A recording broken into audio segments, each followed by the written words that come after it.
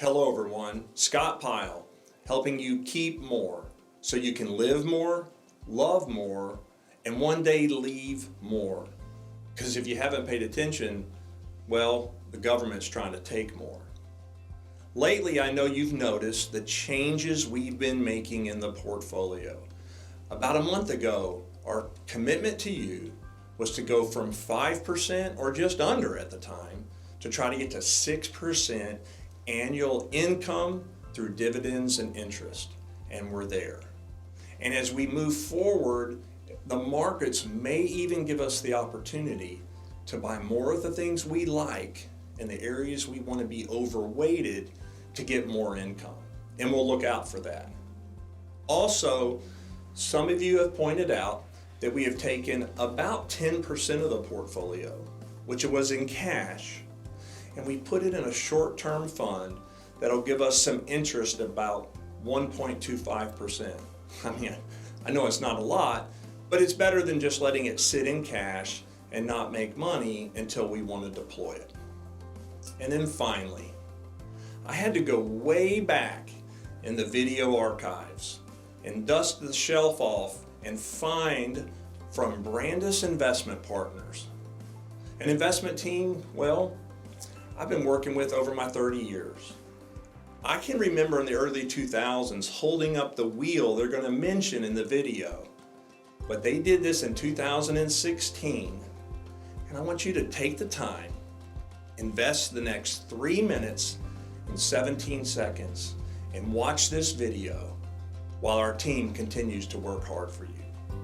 As part of our Training the Investor Brain presentation and materials, we discuss prospect theory, which says losses hurt twice as much as comparable gains feel good. So if you lose $1,000 in the stock market, but gain that $1,000 back, you're even. But you may not feel like you're even. You still may feel like you lost money. Consider this example to help illustrate the effects of prospect theory. Let's say we have two couples, the Folgers and the Rogers.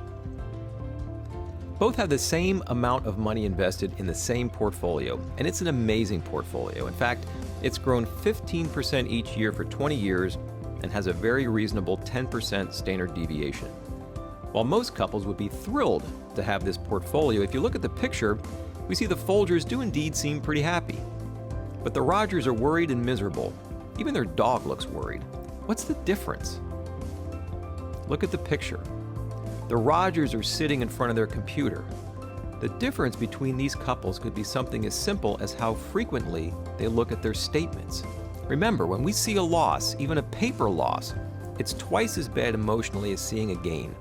Put a different way, seeing a gain is like earning one positive emotional unit, but seeing a loss is like losing 2 emotional units. And with this fantastic portfolio, even if the returns were normally distributed, you would still see a loss about half the time if you looked at it every day. With computer access and smartphones today, people can check on their portfolios every hour, every minute, even every second. And if they did that, they likely would see a gain about 50% of the time. But that will make them feel miserable. It's only when you look at your account balance once a month do you really increase the likelihood of seeing a gain.